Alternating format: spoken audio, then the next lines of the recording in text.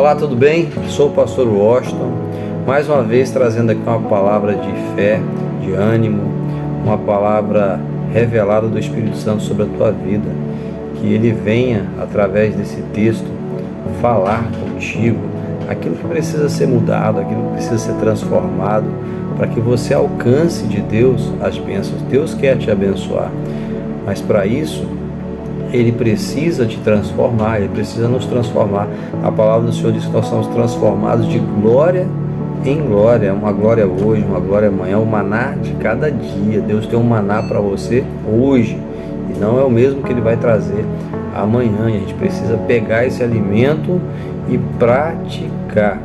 Nós devemos não só ser ouvintes da palavra, mas praticantes.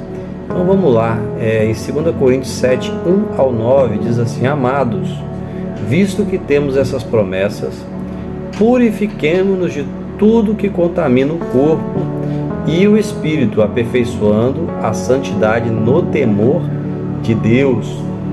Concedam-nos lugar no coração de vocês. A ninguém prejudicamos, a ninguém causamos dano, a ninguém exploramos. Não digo isso para condená-los. Já lhes disse que vocês estão em nosso coração para juntos morrermos ou vivermos. Tenho grande confiança em vocês e de vocês tenho muito orgulho. Sinto-me bastante encorajado. Minha alegria transborda em todas as tribulações, pois quando chegamos à Macedônia não tivemos nenhum descanso, mas fomos atribulados de toda forma, conflitos externos, temores internos. Deus, porém, que consola os abatidos, consolou-nos com a chegada de Tito, e não apenas com a vinda deles, mas também com a consolação de vocês, que vocês lhe ministraram. Ele nos falou da saudade, da tristeza e da preocupação de vocês por mim, de modo que a minha alegria se tornou ainda maior. Mesmo que a minha carta lhes tenha causado tristeza, não me arrependo. A verdade é que a princípio me arrependi, pois percebi que a minha carta os entristeceu, ainda que por pouco tempo. Agora, porém, me alegro, não porque vocês foram entristecidos, mas porque a tristeza os levou ao arrependimento, pois vocês se entristeceram como Deus desejava, e de forma alguma foram prejudicados por nossa causa. A tristeza, segundo Deus, produz um arrependimento que leva à salvação, e não ao remorso, mas a tristeza, segundo o mundo, produz morte. A palavra que Deus colocou no meu coração para comunicar contigo se trata do seguinte tema: este sofrimento e tristeza tem o propósito de te transformar. Homens de Deus, homens que andavam com Deus, homens que viveram sua vida única e exclusivamente para o Senhor, para pregar, para serem testemunhas, e muitos deles se tornaram até mártires. Eles passavam por aflições, meus irmãos, eles passavam por tristezas, eles passavam por solidões, por sentimentos de abandono. Às vezes eles viam a morte de perto, né?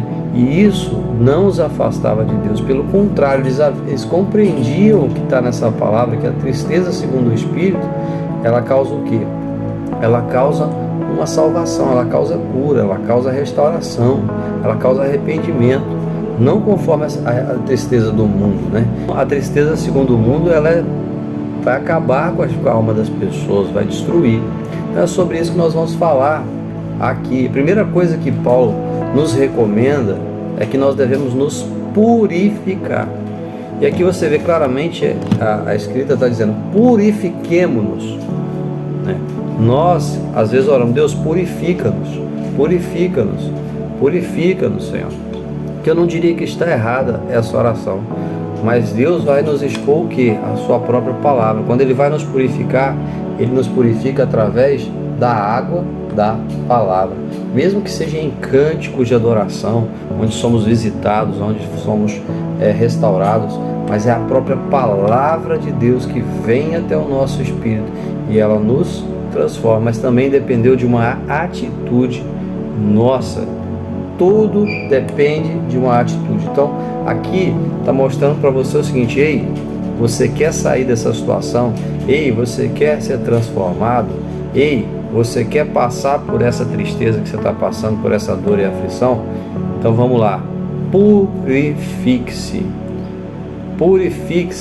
seja do vício que você está vivendo, seja de um pecado de adultério, seja de um pecado de prostituição, seja de um pecado de corrupção financeira, seja qual for o que você está passando, você precisa deixar, abandonar, abrir mão, e aí o Espírito Santo começa a trabalhar na sua vida. Quando você tira essa contaminação, é seu dever.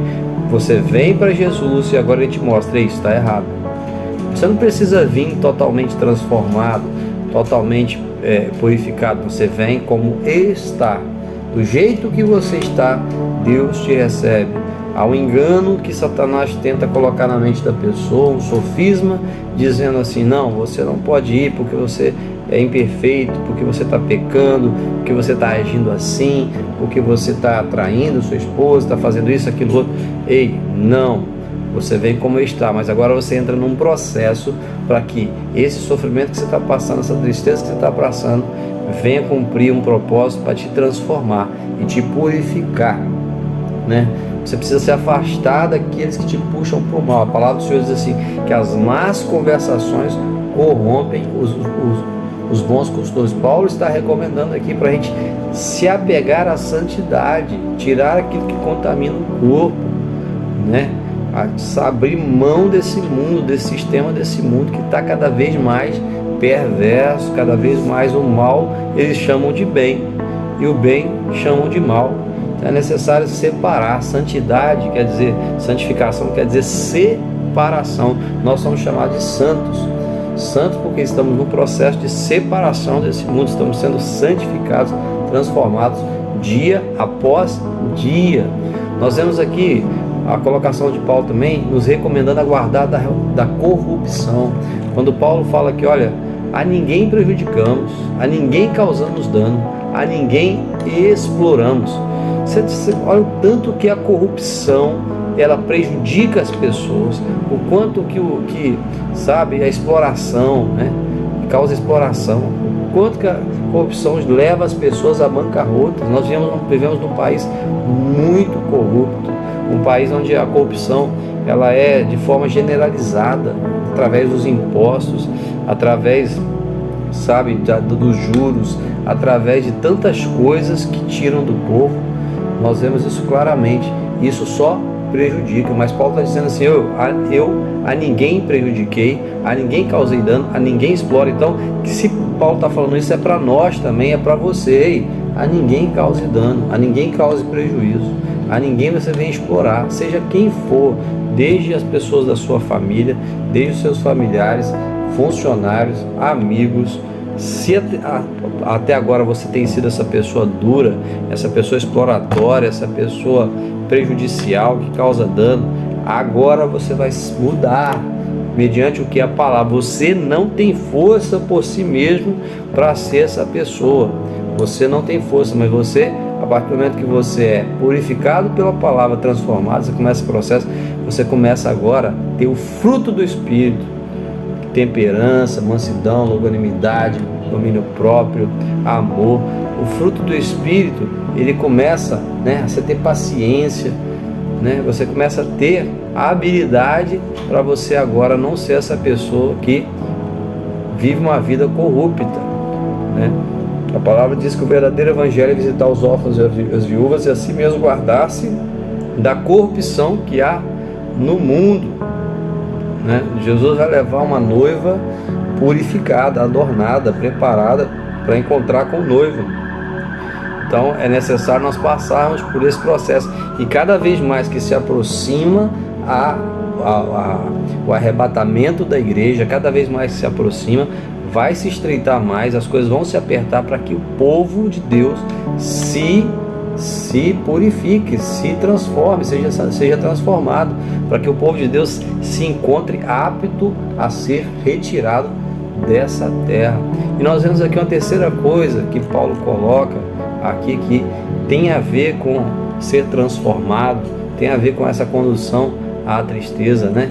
Que mesmo em meio à tristeza, mesmo em meio à tribulação, mesmo em meio à dificuldade, né? Ele fala que encorajado, né? Encorajado e alegre, né? Transbordando em meio às tribulações.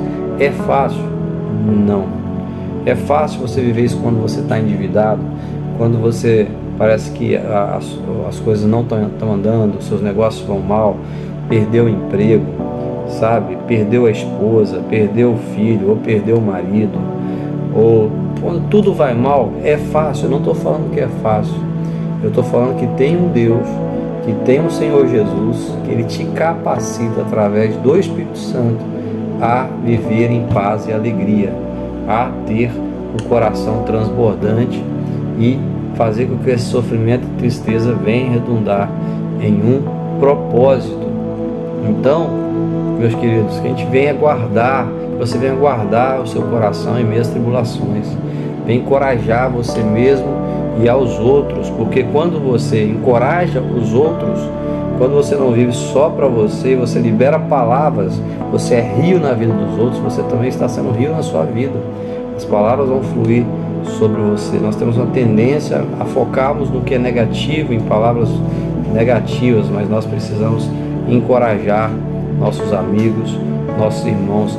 E a quarta coisa aqui, que é o tema, né, o que eu queria falar bem de forma específica, é esse versículo que diz: a tristeza segundo Deus produz um arrependimento que leva à salvação e não ao remorso, mas a tristeza segundo o mundo produz morte. Então, quem deve permitir que isso aconteça? É você. É você que tem que olhar agora. Nós temos que olhar agora para o nosso interior e analisarmos, fazermos uma autoanálise mediante o Espírito Santo, porque Ele nos mostra aonde estamos errando. Não precisa eu te acusar, não precisa o diabo te acusar. O próprio Espírito Santo vai dizer para você: isso aí não está certo. E esse pecado, ele precisa causar uma tristeza no seu coração, porque senão você incorre no risco de estar perdendo o temor. E quando a gente vai pecando o mesmo pecado, a gente esfria e perde a sensibilidade, né? E aí o Espírito Santo às vezes não consegue falar com a gente, não que ele não esteja falando, mas a gente não consegue ouvir. Então nesse momento é necessário que você olhe para esse pecado e se entristeça por ele, sabe? Há muitas coisas que nós não observamos que são pecado, mas são pecado, né? Aquele que sabe fazer o bem e não faz, pecado. Olha só, a gente não pensa que isso é pecado, que a gente tem com abastança, tem como fazer o bem para o nosso próximo, para o nosso vizinho, para o nosso amigo, mas a gente não faz de propósito. Nós estamos pecando, né?